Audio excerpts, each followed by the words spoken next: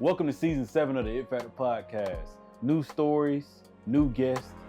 If you want to come on a podcast where you can tell your stories, where you can talk how you want to talk, 7 years in, come on the It Factor podcast. And also, the motto is still the same: to keep changing the narrative. If you're ready for great conversations, welcome home.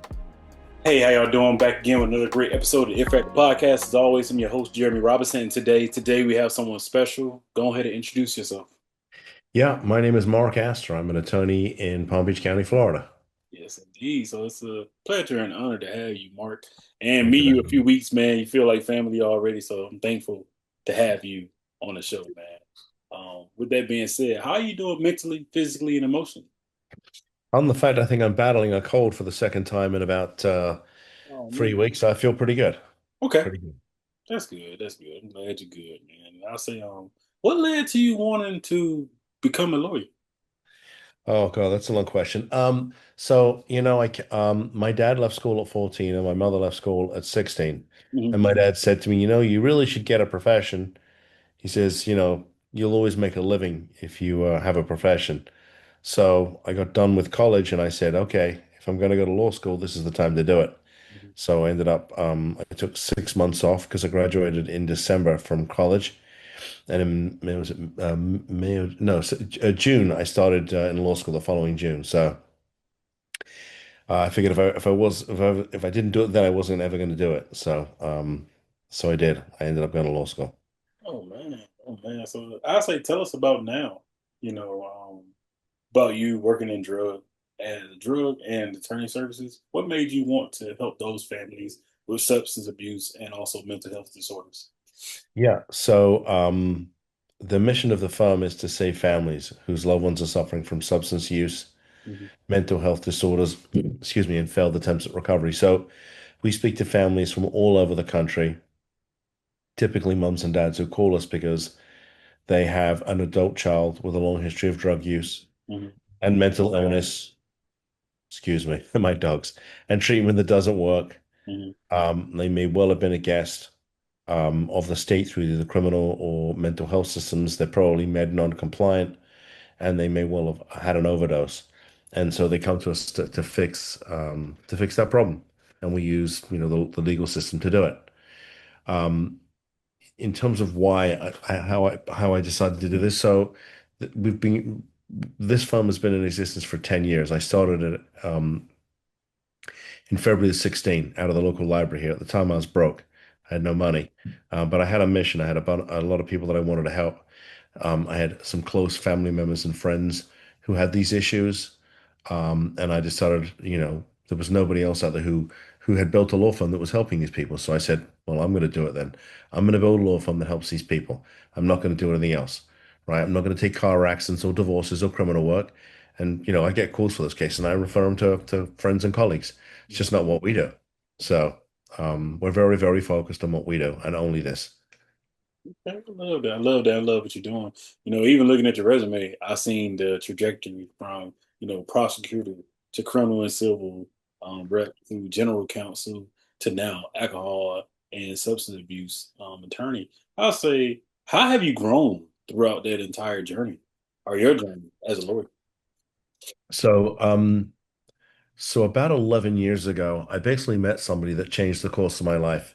Mhm. Jeremy, I met a guy, his name is R. John Robbins, and he runs a company in Miami called How to Manage a Small Law Firm. And Mhm. what they do is they teach lawyers the one thing they don't teach any law student at any law school anywhere in the country, and that is the business of running a law firm. And I saw him speak one morning to a group of about 20 lawyers. And, like I said, my dad left school at 14, my mother 16. My dad was an entrepreneur. He built businesses. Some made money and some didn't. Towards the end of his life, um, he was not doing well financially, and also physically he was not doing well. So it was a tough time for me. But when I saw somebody talking about the business side of being a lawyer, I really that got me excited. And I basically, as soon as I saw him, I begged the guy for a job. So I spent a year there learning about the business of running a law firm and using what I'd learned, because I spent a year working for him. Using what I'd learned, was able to get my wife and I we got through the first 7 years of owning the law firm. But after that, we realized my knowledge base had run out. And so we ended up going back to the company that I work for as clients. And they helped us to grow the business about 30% over the last couple of years. And, the first 7 years, Jeremy, it was just my wife and I Mhm. doing everything, sales, marketing, meeting with clients, drafting, pleadings, running to court, all of that stuff. Um, and the last 3 years, we've been able to hire staff. So we have, I think it's 15 or 16 staff now. So I went from driving 25,000 miles a year to about 12 because now I got two associates. They do all the running and Mhm. I focus on the part of the business that I enjoy, which is the marketing. So I get to come and talk to really awesome people like you and share my passion. Yeah, I love that. I love that. So I'll say, what is your it factor? Why do you do what you do?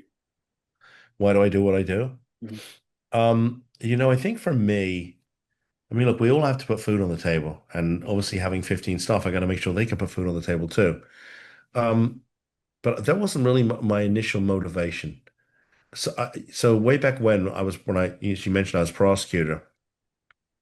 You don't you don't get paid very well as a government lawyer.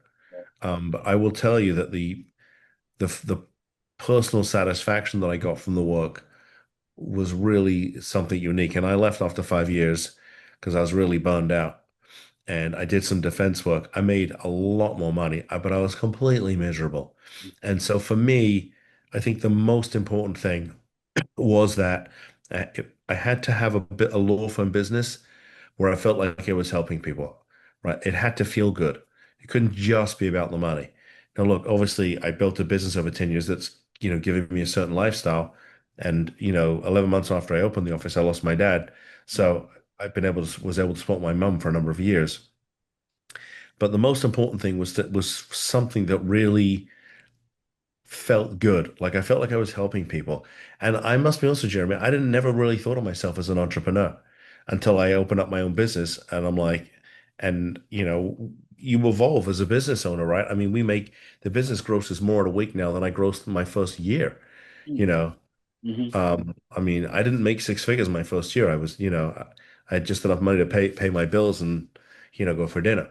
So, it wasn't an overnight thing. Yeah. It's just been steady growth.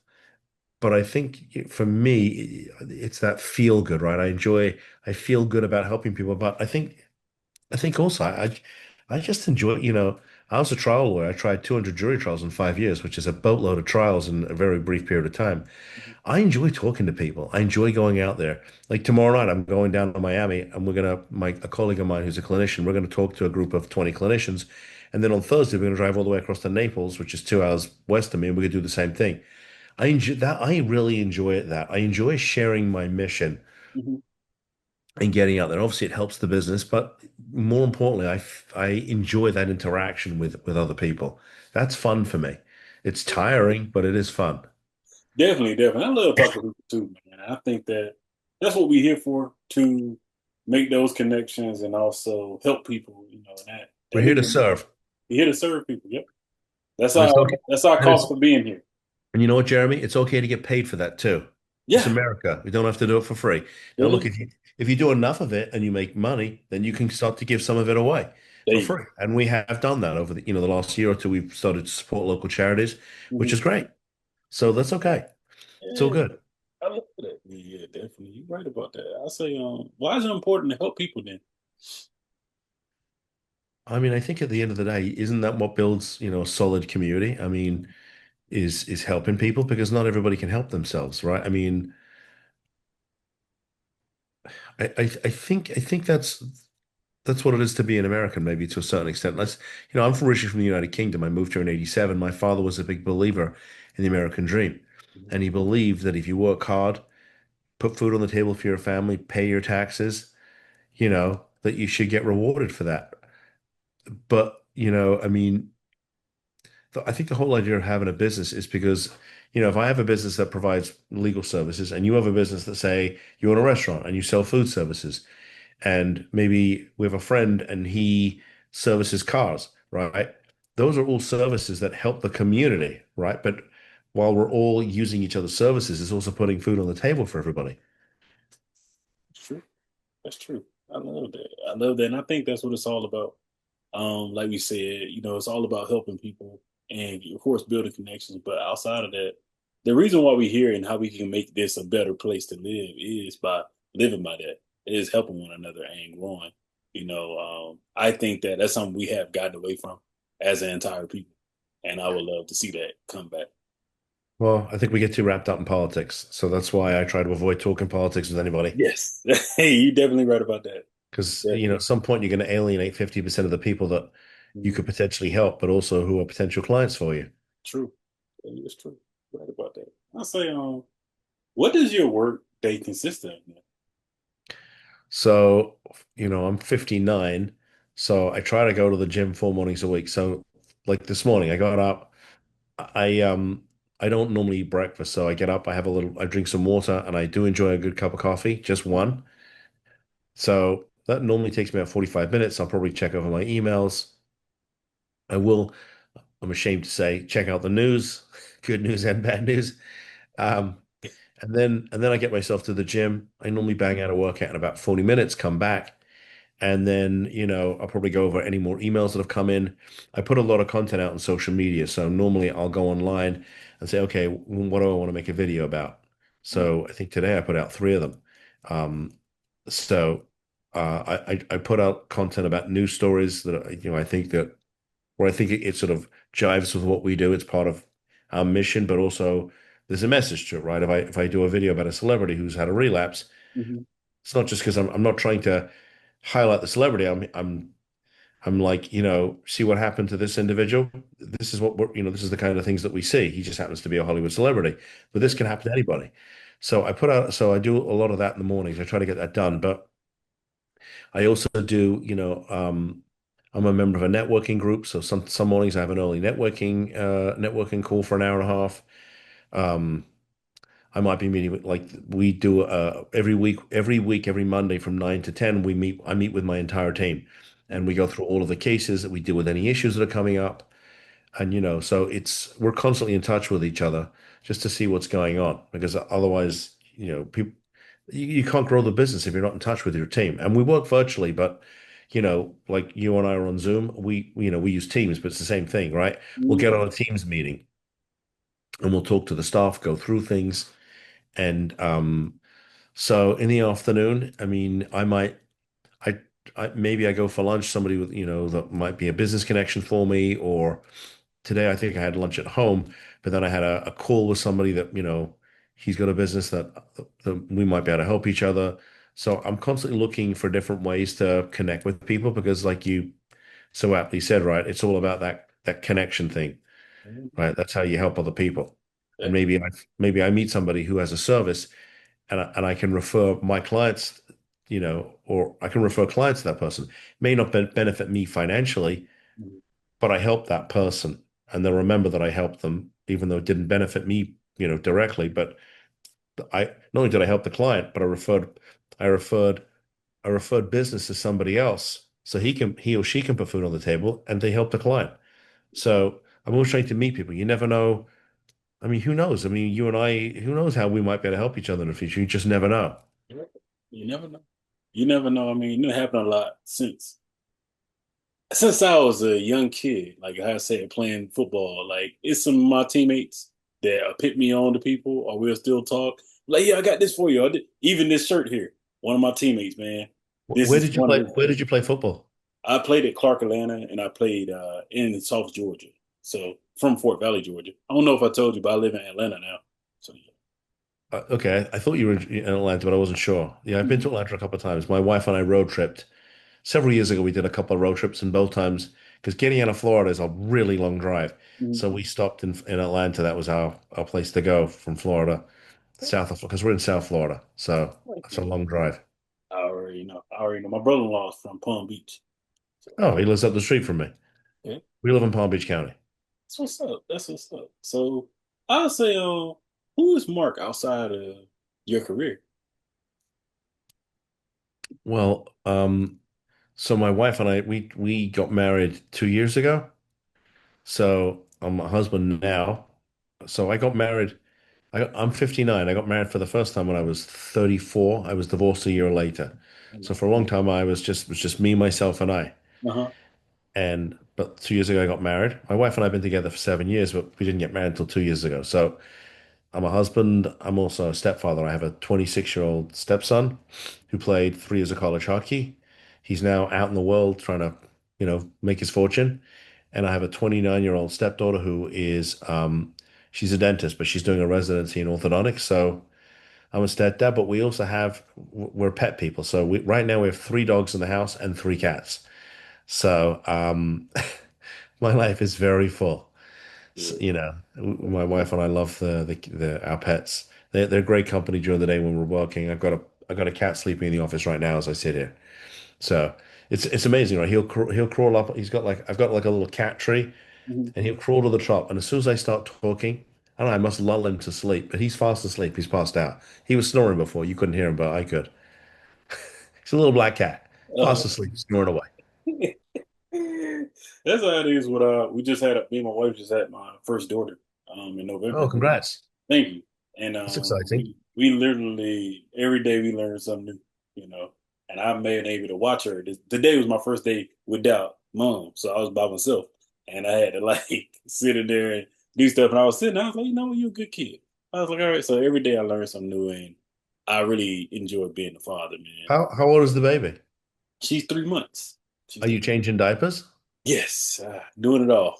Oh, look at you. From playing football to changing diapers. That's a change in role. Okay. Hey, it's still teamwork. Still teamwork. Yeah, teamwork make dream work. I say, I what love that. advice would you give current law students that are still in school? Yes. Yeah, it's interesting. I actually, one of the things I've done the last 2 years is, so we had a national trial competition down here in Broward County. Hmm. We had like 26 of the best law schools come down here. They had, the schools have trial teams, and they had a big trial competition. And the last few years, I've been a judge. So they do it in the courthouse, and so you actually get to sit on the judge's bench, which is a very cool experience, just for about 2 hours.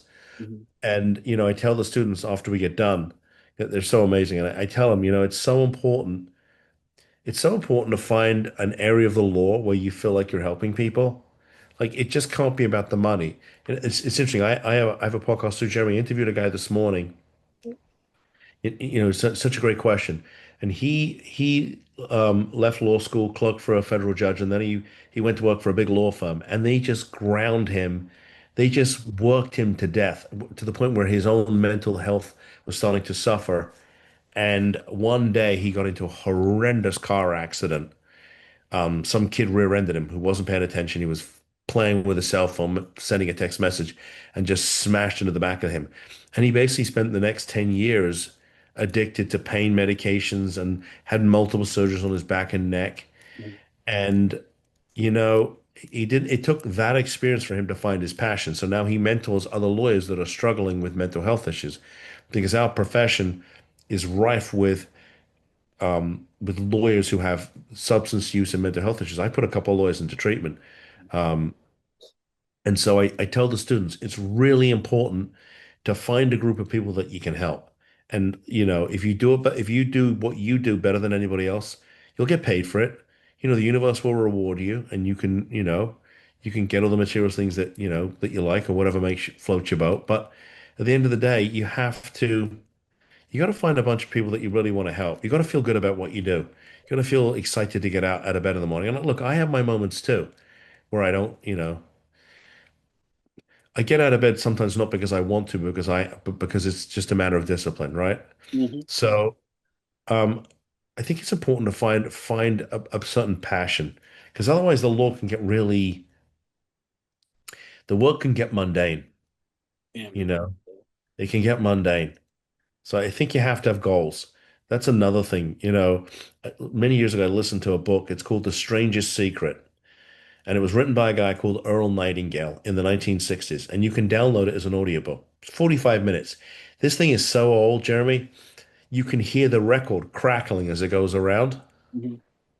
But it talks all about, you know, research Earl Nightingale did. And he found that, one of the most important things, one of the keys to success is having goals. Yep, You got to have goals. Otherwise, you're just drifting through life. that is true. You're definitely right about that. I mean, even to the point of me being an engineer outside of this, I have goals at work. I'm a podcaster. I'm an author, actually working on another book now. I love And that. I think that my wife always said, "Hey, you do a lot of stuff. Like you always introducing me to something new." She was saying it the other day, and I felt good. I was like, I didn't introduce her to sports. I didn't introduce her like at least football because she knew about basketball. But like she like, you right, you do this. And I said, I'm just blessed to be able to do these things, and they keep my mental health good. They keep me going, but also I set goals in them so that once it's like to the point of completion, I'm able to be like, okay, I got another goal, so I want to do this now, and I think more people should, like you said, go after the things that they love, no matter what the profession is, and find something outside your profession that you love to do. And then it keeps you going, it won't have you to a place of where you don't think you have anything else, you know. Yeah, I think that's important. I mean, like you, my stepson was a college athlete for 3 years. Mhm. And then he decided he was just tired of playing. He was just done. His body was really starting to hurt. Um, and now he set himself a different goal. He's learning a trade. Mhm. So I think that's important, right? I don't think your goal doesn't have to be like I gotta climb Mount Everest, right? It could be something small. I don't know, I'm gonna write a book, or I'm gonna start a podcast, right? I mean, these days you don't need a whole, you could run a podcast out of your, you could sit in your pajamas, right? You could do it anywhere, right? You could be on Yeah. your phone in the car. The point is that I think if you set yourself, just a small goal and say, okay, I did this, now I got this podcast. I want to get 100 people watching. I want to get 1,000 people watching, right? 10,000, whatever it happens to be. So I think that's important. I think goals is what moves us forward. Otherwise, we just stagnate as human beings, and when we stagnate, the rest of the world just passes us on by. That is true. And I'll say with that, I'll say, so what have been some of your funnest moments in life in general? Oh God, man, you're making me think today, Jeremy. Fondest moments. Um, well, so just recently, my wife and I did a really cool thing. We took a transatlantic cruise. Okay. So yeah, we took the Queen Mary, which is an Hmm. old-fashioned. It's not an old ship. It's only 20 years old, but it's an old-fashioned type British cruise, and it goes all the way from the south of England all the way to New York, and it's 7 days on the ocean. It doesn't stop anywhere. It's the only true ocean liner that's left. So it's designed to cross, and it was the winter, so that thing was rocking and rolling pretty badly. Um, and that was that was a goal that we set. We said we want to do that trip, and we saved up for it, and we did it. It was really amazing. Um, I think. I think to me, I think the spice of life is being able to travel and experience different cultures. So I know that's something we really want to do. Uh, God, what else? I have to think about that one. I don't, I've, look, I've done a lot of different things in life. I practiced law for the first 6 years that I got to law school, and then after I got divorced, um, in 2004, I actually moved to Washington, D.C. I went back to school for a year, but I worked on a presidential campaign for a whole year. And I started off just as a volunteer. When Uh-huh. they found that I was a lawyer, I ended up doing legal work for the campaign. I was part of the candidate's advance team, which meant I spent every weekend with either the presidential candidate or the vice presidential campaign candidate. And Uh-huh. I and so that was an incredible experience. Now, the candidate I worked for didn't win, so no job for Mark. Uh-huh. But I'm gonna tell you, I mean, it was a very, very cool experience to work on a presidential campaign. Yeah, Um, and that was something I really, really wanted to do. it's cool. So I did that, and then I came home. I also spent 3 years living in California. So I was in California from about 2011 until 2014. I took the bar at there 3 times, and I failed it 3 times. It's hard for me to even admit that, but it's the truth. But I Mhm. spent 3 years just having a good time, and then I came back when I ran out of money. So Thank you for that, though. Thank you for that honesty, though. But hey, I took it because a lot of you're the fourth lawyer in what 7 years of me podcasting that have told me the story of hating bar. Man, I've just tried a lot of different I've tried a lot of different things, Jeremy. I've Mhm. never been afraid to try different things. Um, but I think I reached a stage in my life. I mean, look, I was 49, I'm 59 now. I was 49, and I was tapped. I had nothing going on professionally. I Mhm. was broke. I had nobody special in my life. I was 49 years of age and I had nothing to show for myself. So, um, along the way, I made some very poor decisions, both on a personal level and on a financial level. Mhm. Um, and it's really only been since I turned it's only been the last 10 years where I really got my act together Mm. and took responsibility. Now, the personal side of my life took a little bit longer because when I met my wife back in 17, I swore blind to her I'd never get married again. And we got married 2 years ago. And I'm going to tell you, Jeremy, and maybe you can attest to this, but it's the single best decision I've ever made. Yes, sir. So for all those guys out there who are scared to commit, Ooh. it's got to be the right woman though, because the Gotta first be time the it was right not. person. It's got to be the right person.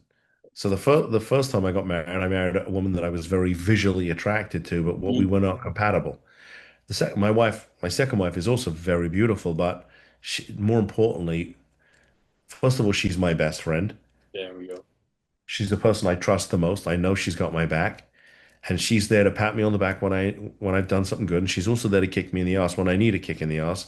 Because as guys, sometimes we can wallow in our own personal bullshit. Excuse my Yes, sir. French, right? And here's the other thing. I think it's really important with a partner, not just a personal partner, but a business partner. You got to share the same goals in life. Mhm. Because if I want this and she wants that, how does that you can't row in two different directions at the same time. It doesn't work. So my wife and I, we share the same vision for our future together. And we're building our life together with those goals in mind.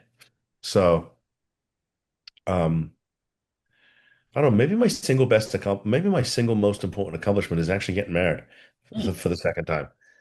I When I love look that. at it, I never really thought about it that way, but you got me thinking, Jeremy.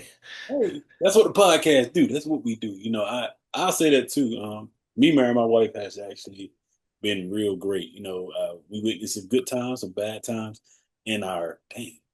We've been married 3 years, about to be four, and we've been friends and dating for about 10 years. And I would say that we've been through a lot of course, good, bad, but the cool thing that we can see is we love each other for us. Like you said, our goals align. And outside of that, man, we always hold each other accountable. And I think that that's because we was friends, man. I think that's the key to relationships, and especially long-term relationships. I tell all my friends to ask, "Hey man, how y'all been? How you-" Say for one, we've been together forever. That's one thing I say and I joke about. But I said also we love each other and we can get each other together when we're wrong. We can also be there when we're right, but also we can be there in between too. So you're right And about you it. and you've had this podcast 7 years. Yep. This is That's amazing. seven. So you must be doing something right then. Thank you. Yeah, some right. I love doing it. I love doing it. Well, people must be watching you if you're doing it for 7 years. Yeah. That is true. That is true. People tune in. Look, all I need is one view. We good to go with that. But of course, get more than that. But hey, now so many years, I learned that, like you probably noticed, is it's not about the views. It's the people that we impact. And it's a cool thing whenever I'm doing an event or anything going on that they say, "Hey, I know you from," or "This happened," or "You interviewed this person." I'm like, "Hey, you know, that's the coolest thing about podcasting." I only have one more question. I say, Okay. what are you doing to impact the next generation of lawyers and people in general? So, I told you what I do with the students. Mhm. I'm also a CLE provider, continuing legal education provider. Mhm.